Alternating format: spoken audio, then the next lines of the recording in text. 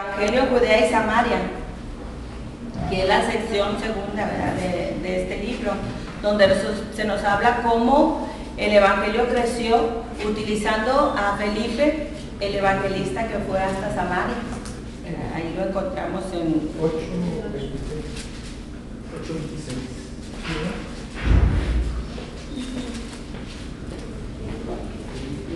Ahí encontramos en el capítulo 8, después de la muerte de Esteban, que se encuentra en el capítulo 6. Y también encontramos, ¿verdad?, cómo Pedro también es escogido, sigue trabajando y llega, ¿verdad? El Señor tenía que también hacer todavía cambios en la manera de pensar de Pedro, y lo lleva hasta la casa de Cornelio, donde ahí todavía, o sea, que el Señor cada día, así como lo hacía con los apóstoles, todavía en nosotros el Señor quiere ir cada día renovando nuestra mente, cambiando nuestra manera de pensar. A veces también así como los discípulos que se ponían límites, el Espíritu Santo no tiene límites, siempre nos va a llevar a hacer algo nuevo, y nosotros a veces no queremos tener cambios, pero el Espíritu Santo, ¿verdad?, Él hace los cambios que Él quiere, y para eso nosotros necesitamos buscarle a Él y estar convencidos que es el Espíritu Santo que quiere hacer cambios, no solamente en nuestra vida, sino en la vida de nuestra iglesia, nuestra manera de pensar, ¿verdad? Pero para eso necesitamos buscar el Espíritu Santo. En el capítulo 9 nosotros encontramos la conversión de Saulo, que ahora es Pablo, que es el apóstol Pablo. La primera parte donde nosotros lo encontramos es cuando Esteban es apedreado, que ahí estaba Saulo consintiendo en la muerte de Esteban. Pero aquí en el capítulo 9 nosotros encontramos a Saulo, que lo conocemos que era el principal perseguidor de la iglesia, pero cuando tuvo el encuentro con Jesús fue transformado y es usado de una manera muy especial, que lo vamos a ver un poco más adelante. Maestra, una pregunta. Mande. Antes, Saulo, ¿cómo se llamaba? Se llamaba Saulo y después se le cambió el nombre de Pablo.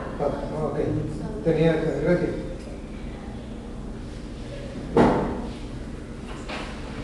El Evangelio en los últimos de la tierra, ahí es donde entra el ministerio de Pablo, a los gentiles. Dios para eso lo rescató, porque era alguien muy necesario para la evangelización. Vamos a ver cómo su trabajo fue muy especial, ¿verdad?, en poder cumplir lo que el Señor quería. Yo quisiera que abrieran ahí el capítulo 12 y vamos a ver cómo ahí se nos relata cómo la iglesia era perseguida. ¿Alguien quiere leer del 1 al 5?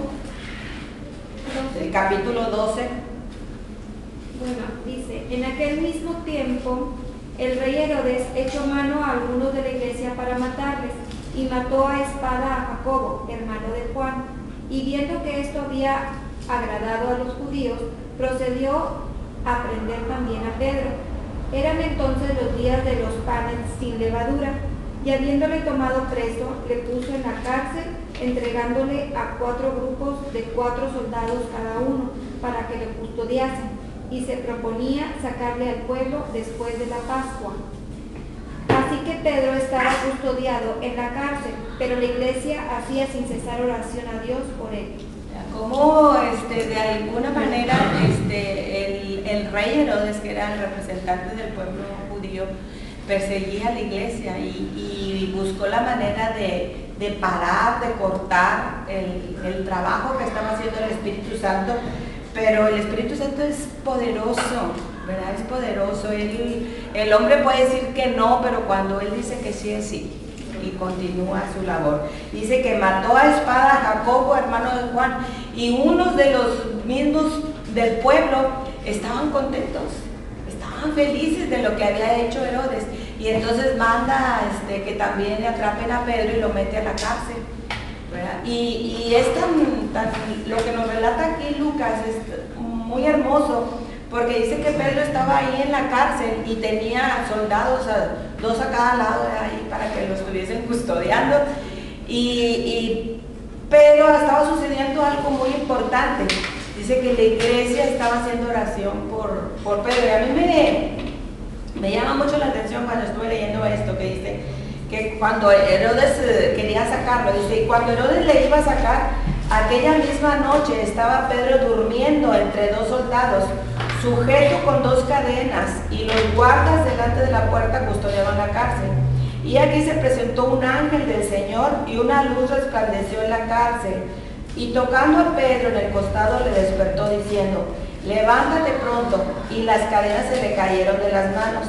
Le dijo el ángel, cíñete y átate las sandalias. Y lo hizo así. Y le dijo, envuélvete en tu manto y sígueme. Y saliendo le seguía, pero no sabía que era verdad lo que hacía el ángel, sino que pensaba que veía una visión. Me llama mucho la atención porque Dios estaba haciendo algo tan especial, ¿verdad? Usando un ángel. En el libro de Hebreos también nos dice que tenemos ángeles a nuestro servicio, ¿verdad? Dice que aquí un ángel fue y nomás le tocó en un costado a Pedro, Pedro se levantó, pero aquí nos dice, pero no sabía que era verdad, o sea, ya medio dormido, no sabemos, pero aquí dice que él no sabía, sino que pensaba que veía una visión. Él sentía como así cuando usted está dormido y está soñando, como que era una visión, y él así se sentía.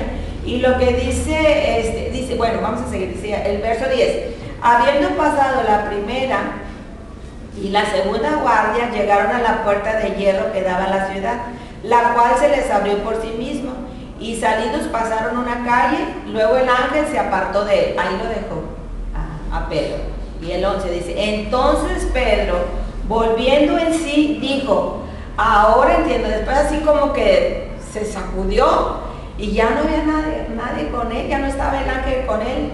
Dice que volviendo en sí, dice, ahora entiendo verdaderamente que el Señor ha enviado su ángel y me ha librado de la mano de Herodes y de todo lo que el pueblo de los judíos esperaba. O sea, él sabía que había planes para él. Él sabía que había planes malos para él, porque él iba a ser como el enemigo quería acabar con el ministerio de Pedro. Y eso es lo que ustedes también tenemos que aprender, que hay alguien que va a querer entorpecer su ministerio. Pero si nosotros, ustedes y yo, buscamos al Espíritu Santo, Él nos va a sorprender con muchas cosas para que sigamos adelante. Muchas personas necesitan ser alcanzadas y ustedes y yo somos los instrumentos para que esas personas sean alcanzadas, pero necesitamos tener visión y ser llenos del Espíritu Santo, creer que así como Pedro estaba siendo liberado de la cárcel, nosotros necesitamos ser libres para predicar la palabra del Señor, libres de muchos temores y de tantas cosas que podemos estar presos, ¿verdad? Y necesitamos ser libres. Aquí un ángel le ayudó a Pedro, pero él creía que era así como una visión, pero era una realidad. Y luego encontramos, ¿verdad? En el verso 13 dice, cuando llamó Pedro a la puerta del patio salió a escuchar una muchacha llamada Rode, la cual cuando reconoció la voz de Pedro de gozo no abrió la puerta, sino que corriendo adentro dio la nueva de que Pedro estaba a la puerta. Y ellos le dijeron, ¿estás loca? Pues que no estaban orando. No estaban orando por Pedro. No estaban orando por Pedro. ¿Para qué estaban orando? ¿Para que lo mataran? No, para que fuera libre. Y Dios lo hizo libre. O sea, a veces como que no creemos lo que el Señor puede hacer, porque la iglesia estaba orando por ellos. Y cuando ven que su oración es contestada, no lo puedo creer. Pues sí, Dios contesta así rápidamente cuando es algo que se necesita, pero ya. A veces nos preocupamos tanto por cosas que no son tan necesarias como ya quiero unos zapatos, yo quiero un vestido, yo quiero una casa, yo quiero un carro, ya. Pero esto era de mucha importancia, que el ministerio de Pedro continuara. y Dios contestó inmediatamente. Luego, ¿verdad? Vemos